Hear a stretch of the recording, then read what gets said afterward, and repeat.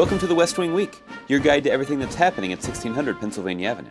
This week, the President focuses on reforming education and strengthening the economy at events both in Washington, D.C. and across the country. That's September 24th to the 30th, or 1, 2, 3 Lancers. All right, what we got? 1, 2, 3 Lancers? Lancers! On a rainy Monday morning, September 27th, President Obama held a conference call with more than 200 student journalists from all over the country. He spoke about college affordability, health care for young people, and the need for an educated and competitive American workforce. We have fallen behind.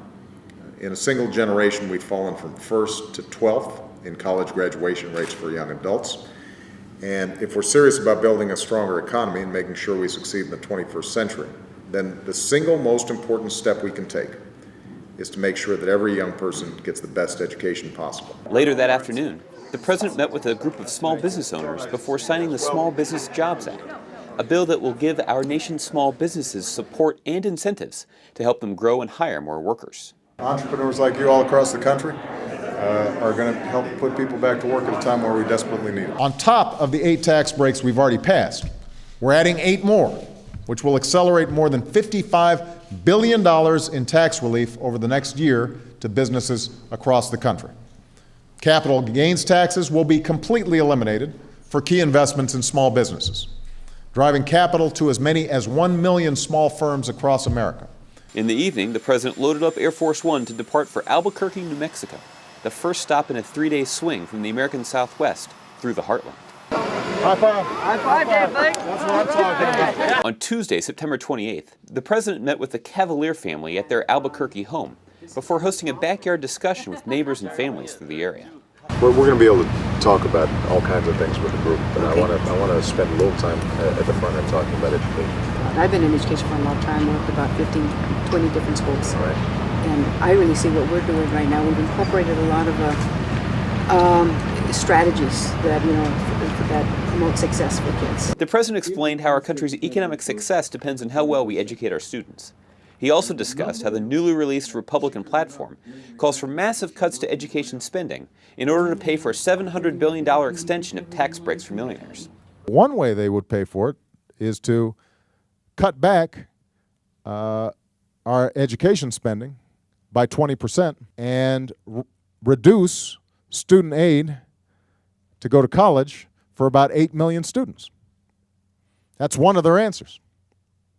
And I just have to say, look, China, that's not the decision they're making about their education system and their kids. South Korea, that's not the decision that they're making about their kids.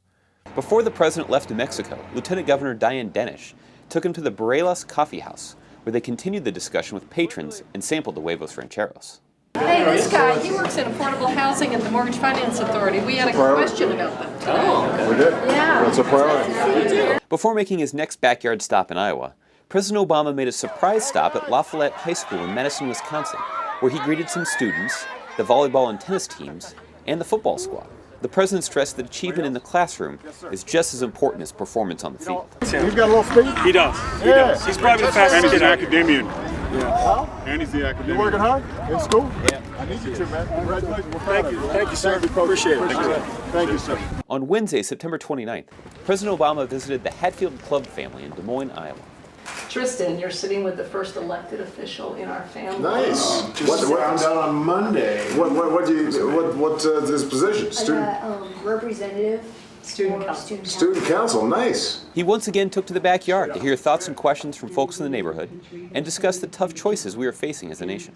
It means that we've got to make choices, and we've got to decide what's important. And if we think our kids are important and the next generation's important, then we've got to act like it. And we can't pretend that we can cut our taxes, completely have all the benefits that we want, and balance the budget, and not make any tough choices. The President made his final stop of the week in Richmond, Virginia, where he met Matt and Stephanie Perry and their 2 children, Matthew and Lucy. I teach math and science. Oh, terrific. Together. I know. I was just reading about all your initiatives. I'm boosting math and science. Yes. The discussion in Richmond went right to the heart of the concerns of many Americans: economic growth, job creation, and fiscal responsibility. Now, I'm not a math teacher, but I know a little bit about math. they're proposing about $4 trillion worth of tax cuts. About $700 billion of those tax cuts are for people who typically are millionaires and billionaires and on average would get $100,000 in tax relief. $700 billion that we don't have, we'd have to borrow in order to provide these tax cuts. And 98% of Americans wouldn't see any benefit from it. To find out more information on any of these topics or to see complete videos of these events, go to whitehouse.gov. And thanks again for checking out your West Wing Week. You couldn't beat me now, and I'm 50. You can't Don't talk trash around me now. Come on.